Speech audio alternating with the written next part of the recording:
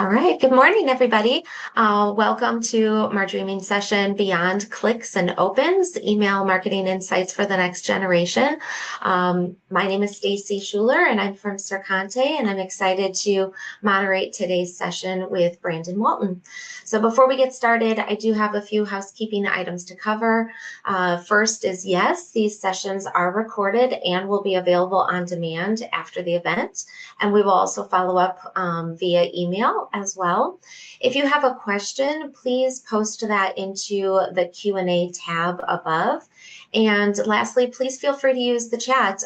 We've got emojis and GIFs and more, and we'd love to be able to hear from you.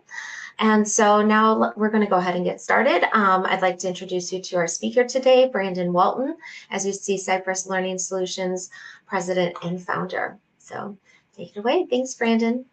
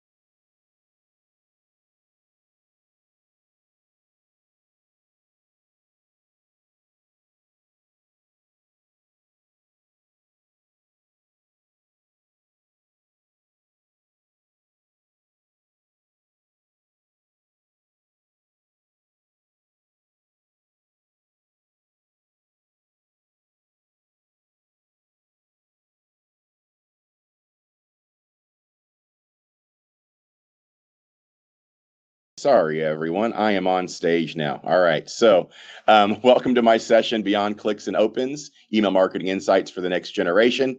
I am Brandon Walton. We'll jump into it. Sorry, everyone, about that. Did not hit the go on stage button, so I was talking to myself backstage. Thank you to our incredible sponsors. Strongly encourage you to check out these sponsors. In my 10 years plus of doing this, I think these have been great resources, specifically the Spot by Sercante. Great content just to know all things marketing and what's going on in the space. So today's agenda, and I'm happy that you can hear me, we're going to start out talking about the state of current marketing analytics. These are things that you're probably going to be familiar with already if you're in the email marketing space. We're going to cover current technical challenges that we're hearing from email marketers, some things that you'll probably relate to. And then we're going to talk about things that you could be doing today to give you more impactful reporting, actionable engagement with the stack that you have. We'll also share some of the things that we've been doing, and then we'll make some suggestions, tools for email marketers. Again, this could be knowledge. There is a tool that I've created that I'll be sharing with you today. And then if we have time at the end of it, we'll have some time for Q&A. All right, so let's jump into it. Getting beyond clicks and opens for email marketers. So for email marketers today, this is probably something that you're very familiar with. You're using a marketing automation platform, Pardot, a HubSpot, a marketing cloud, or something like that. So the way that it currently works is you have some mechanism adding those leads into your marketing automation platform. You're doing some kind of segmentation based off of data that exists inside of that marketing automation platform. You're doing email. If you've added some additional features. You might be doing other types of messaging, SMS, but I think most of the people who I talk to in this space are following some kind of a flow like this, where whether it's a form or an import or a sync with a CRM, you're getting leads into your marketing automation platform. You're segmenting off of data that exists inside of that marketing automation platform. You're sending an email, and then based off of what they're doing, we're making an action or an automation. And typically that means clicks and opens. So the idea is you build yourself a list of the 1,000 people that sales added to Salesforce last week. You segment that based off of everyone who lives in Washington State or everyone who is interested in a particular product. You send them an email and you sit back and you hope for the clicks and the opens, and then you're giving them a score or a grade or alerting a salesperson, something along those lines. Now, there are some challenges with that. One, more competition, more noise, more filters. This is something that we're probably all aware of already. So marketing automation technology has become something that's been more accessible for people over the last decade. And so now it's not just a couple of individuals or a couple of companies that are really taking advantage of marketing automation, email marketing. More and more companies are in there. And as more and more companies are in there, that noise gets louder and louder and louder. And this is something that we see across all segments, all industries. There's more competition, more emails going out, more noise, and there's more filters. So one of the things that we're all battling as well is Gmail's moving things into folders for us, automatically marking things as a promotional email. We're not getting to the inbox anymore. That's another challenge that we're all dealing with. More bot clicks and opens are impacting our reporting. So you go and send your email out, you get really excited because as soon as you hit that email send button, as soon as those emails go out, wow, I got 1,000 opens and 1,000 clicks. And yep, we know that those are bot clicks. That's a nice gift there. And so we're seeing more and more of that. This is something, 5, 10 years ago, there were a few companies that had the resources and the IT departments to filter and do those kinds of automations, but these tools have become more accessible, and now we're seeing it just built into different platforms. If someone's using Apple Mail, they're going to open it and check and spam filter. And even though there are claims that the tools we use are filtering out those bot clicks, we still see a lot of them creep into our reporting, and worse, creep into our automation. So that's also impacting us. So we're thinking as marketers, we're doing a great job, and our email is driving these wonderful engagements. And then we send Stacy's information over to sales, and sales like, Stacy has no idea who we are. She is not a qualified lead. So that's another challenge that we're working with as marketers.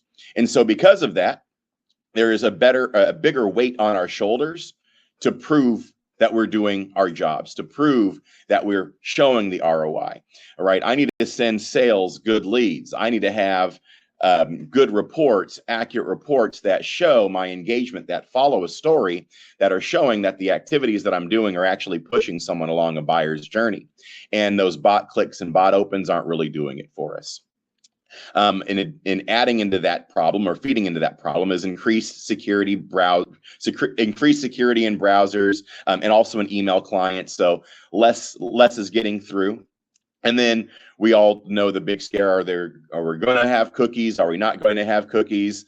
The way that it's likely going to move forward is cookies are going to stay, but consent is going to be very, very important. So in the early days of Pardot, you just install that tracking code on your site, and any one of your prospects that went to that site, you could track them. There's a lot more that we have to do around consent there. And then compounding that challenge is we have to get that consent across multiple devices. So it's more than just someone having a single phone and a laptop anymore, but people might have a work phone, a personal phone, maybe these days 2 or 3 different laptops. So you have more devices per user as well. And we need to get that consent across all of those different devices. So these are all challenges that are ticking away from us being able to do our jobs as effective email marketers, where, 5, 6, 7 years ago, just having Pardot gave you such an advantage over the competition because you can see what they're engaging with on your website. So how do we get through this?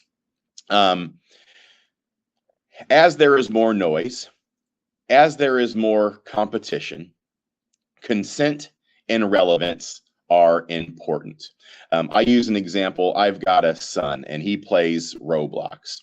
And I think Roblox, as someone who's been doing this for a long time, has a terrible way to like sign up for things. Nothing's automated, nothing's really saved. You're signing, but you know what ultimately gets us in there is he wants to do it really bad. So we bypass all of the poor, what I would say in my experience, poor tools for making it easy for us to submit our information because we want it really bad. So it becomes important for us as marketers to really illustrate the compelling reason why someone would want to go through our process, want to learn more from us, want to get in touch with us more. And that can offset, having a super streamlined, even a cookied form that has all of my information saved, where all I have to do is one click it. So if I really, really want something, I will fill out that form and I will request that information and I will engage with your brand. Then when I'm engaging with your brand, what the customers are expecting, what the market is expecting is deeper personalization and targeting. And we're seeing this angle with the push of Data Cloud. So the premise of Data Cloud is you're going to be able to have more information about your buyers from all of your different systems and create deeper personalization. So segment better, so they're seeing content just based off of their interests alone. So if you're Roblox, maybe that's specific events or specific challenges that those gamers are playing rather than just general Roblox information. And there's a greater expectation for the right message at the right time. So we see that Dreamforce just got wrapped up about a month or so ago after Mar Dreaming. I'm sure there's going to be great content that we're all going to receive. What our expectation is going to be is that we're receiving messages that are relevant to the agendas that we visited, the stuff that's important to us. There's also an increased requirement for improving those inbound experiences as well. So we talked about forms a little bit. So if you've really got what someone wants, then you can get away with, making them complete the form every single time. But how do we create inbound experiences that really show that customer what they're looking for, help them find the answer more quickly? We've gone through the phase of chat bots to help out with things, and there's other tools that serve dynamic information based off of who that customer is. So improving inbound experiences, helping that buyer qualify themselves, or less popular, but I would say equally important, unqualify themselves are also very important. And in doing those things, establishing trust, value, and consent. So it's beyond, we're past the time of being able to just install a cookie on someone's site, know every page that Brandon is clicking on, and then send that information to a salesperson so that salesperson can start pitching Brandon products. We have to get Brandon engaged. We have to understand what Brandon is interested in. And then once we understand that, we've established trust. Now we can move them ahead to that buyer's journey. And then in doing this, driving more insights and buying signals for sales or stakeholders, depending on your environment. We're seeing that companies are having to do more with less. That's a theme that's been ongoing for the last at least 5-6 years. There's sales teams aren't as big anymore. Folks aren't hiring BDRs as quickly anymore. So as marketers, that requirement lays on us to really make sure that we're sending over good leads, just because there's a higher heightened scrutiny on the work that we're doing. So let's go down our process and let's talk about things that we can do beyond what's available to us today. So lead generation. Current lead generation with your marketing automation platform typically looks like this. You have a form and you have some Google ads or social media ads or something like that. So the idea is people are coming to your page, completing a form, and they're opting in. And that's how we generate our first marketing lead. And then through our marketing automation platform, we're doing some qualification. If you're using Pardot, you've got landing pages. So typically forms are inside of landing pages. When I say landing pages here separately, I mean a landing page going to its own specific separate offer that are bringing people in on a specific offer. There's also imports, and I know that no one breaks these rules, and we've never seen anybody do these, clients or otherwise, but all these data enrichment platforms where people can go out and get a list of people, even though we're not supposed to do it. Folks are doing that. So you see these imports coming in. Let's call it import from sales, we might call those. And then user generation. So Brandon is on sales. I'm creating leads. I just got back from Mar Dreaming. I met a bunch of great people. I'm adding leads into the CRM, sharing them with marketing, and then that's how we're getting leads. But what if we can convert those inbound opportunities to more leads as well. What if beyond forms, landing pages, imports, and user-generated actions, when a customer requests information, we can add that without having to then send that customer to a form and have them complete that information? How can we make that lead generation process easier, not only for us, but for the customer who's raised their hand and showed interest? And there's something at the end here that we'll share with you. So we're just raising the question right now. Reporting. Right now on your reporting, you've got open rates, clicks, page views, and form submissions. And we know that there's a problem with open rates and clicks. But what if we had more things that we can hook into to attribute to our marketing campaigns? Again, this is one of those things that I think Salesforce is trying to get us to with Data Cloud. So the idea is we can hook into more of these different web activities or engagement activities and use that inside of our not only reporting but segmentation as well. So we need to think about other sources that we can pull in, and that's where Data Cloud is, and that's where probably some of you folks are coming up with creative ways to hook into other systems. And then automation. So right now we've got our automation, again, based off of those activities that happen inside of our platform, those form fills. But what if we can build automations off of more? Again, going back to that Data Cloud question, what if we can have our systems connected to other systems so that we can grab that data without having to depend on a form or a landing page?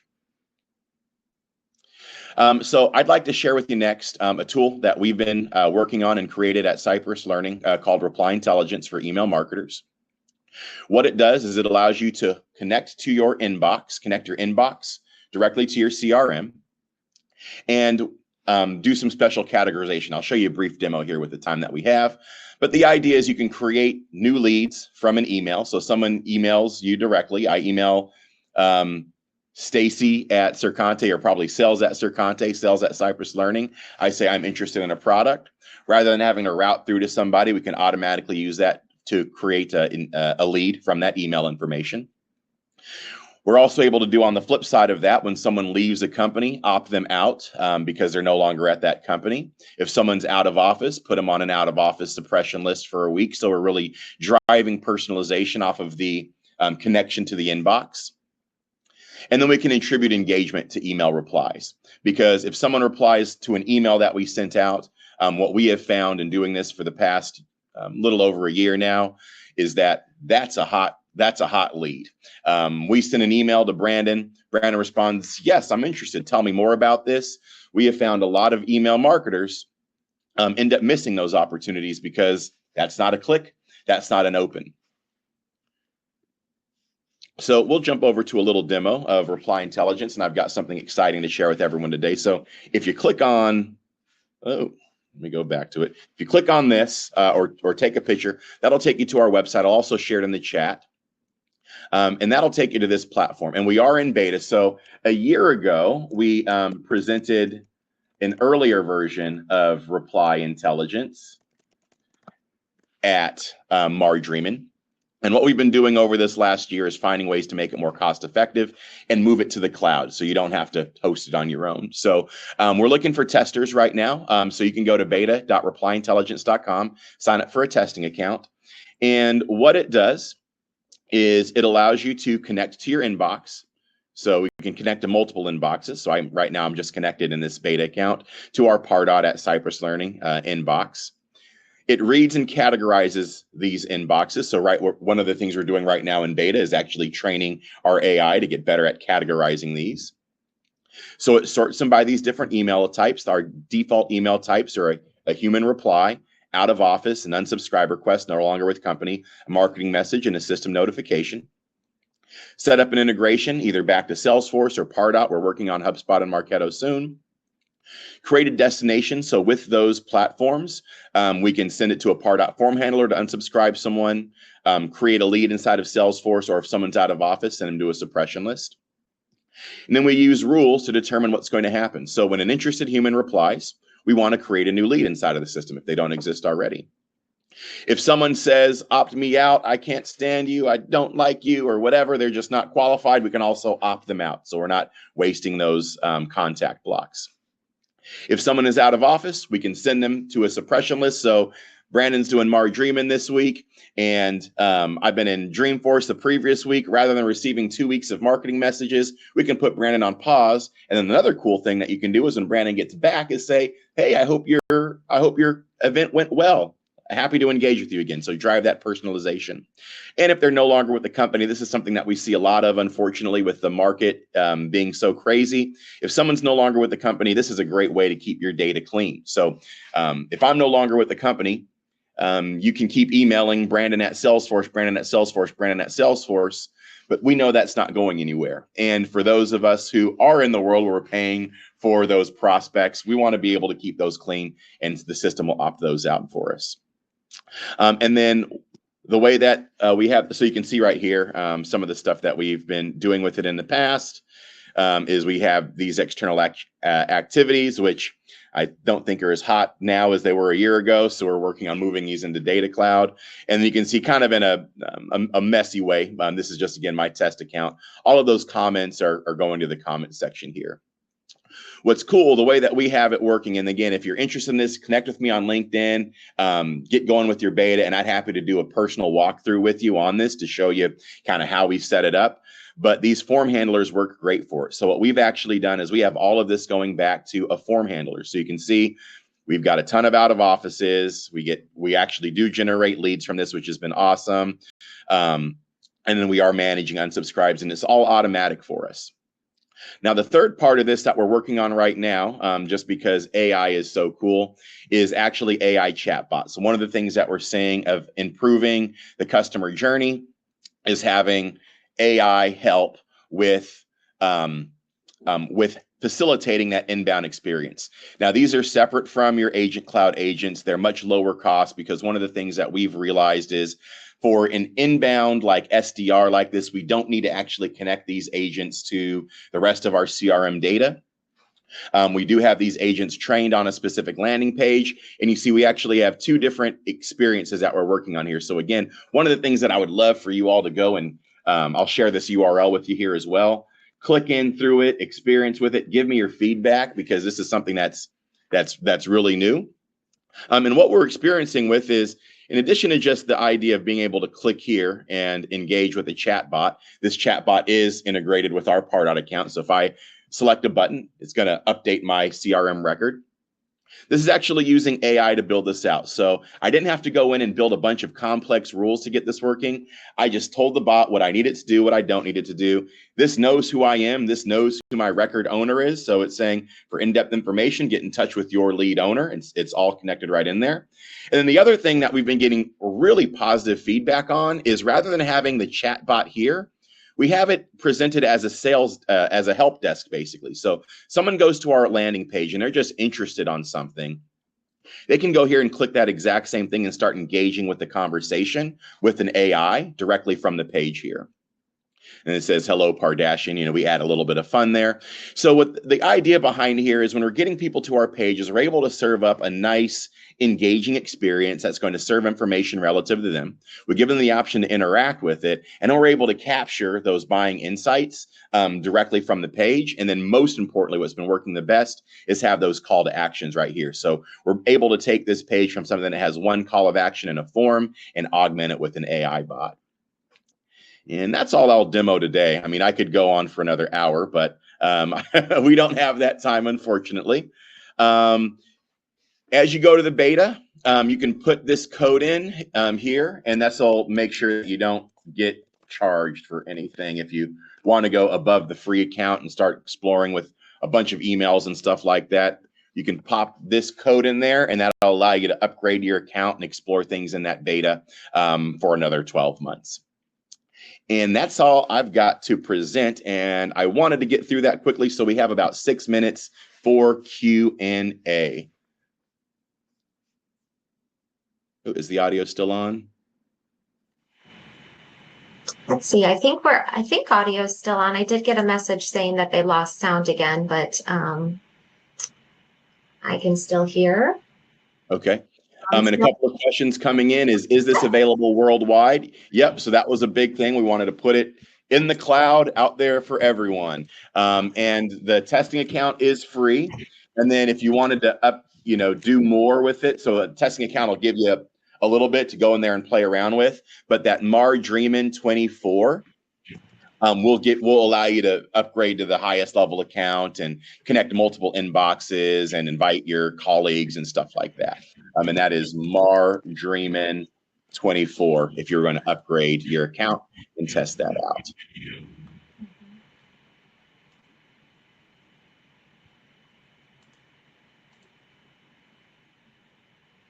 Let's see. We still have time if anyone wants to post any additional questions in the Q&A. See here, we've got another one, Brandon. It says, does this work with other email providers like Gmail, Yahoo, Live, etc., or just Outlook? So currently, we've got our integration on beta working with Gmail. Our older integration, which is one that we would actually host on a dedicated server, set that up with you, that would support Gmail and Office 365, and that's for connecting to those inboxes. Now, as far as receiving emails, it'll receive emails from any platform, but as far as connecting the inbox through that API connection, it supports Gmail in beta. We're working on Office 365. The older version that we have supports Gmail and Office 365.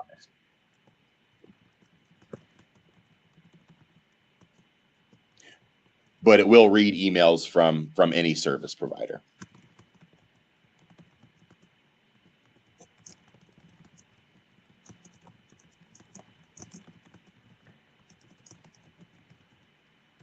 Putting that in there, that answer. Awesome. Let's see. We still have a couple of minutes. Any additional questions that we can answer for you? This is a really cool and really useful solution.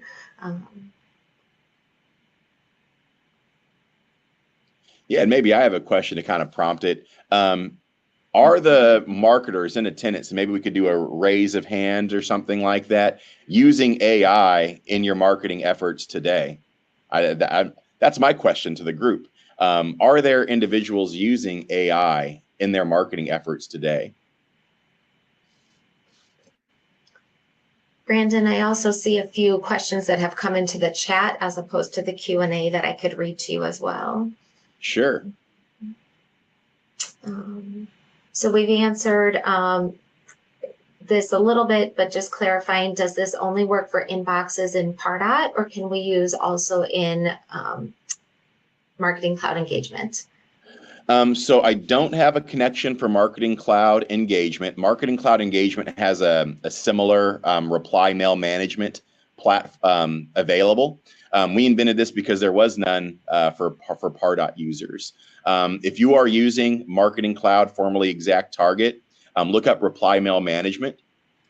It's a similar solution. It doesn't have all of the AI new stuff that we've built into it, but what this does is this connects with your inbox, and then it allows you to send it to whatever destination you want. So if you look back in the demo here that I have, even some of the destinations that I've set up is the Pardot form handler, the Salesforce API, so you can connect it to a Salesforce API, and also Zapier. I was testing some things with Zapier. So as long as we have an endpoint that we can post to, we can post it there. And then again, reach out to me, because if there are things that you want, we can add them. We can add additional destinations and simplify things.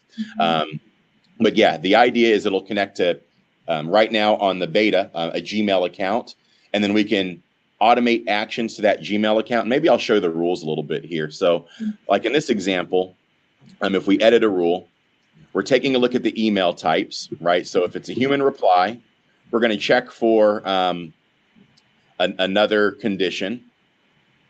And then we just provide the destination here. So the destination is to Brandon, just to let you know, we're at 1 minute remaining.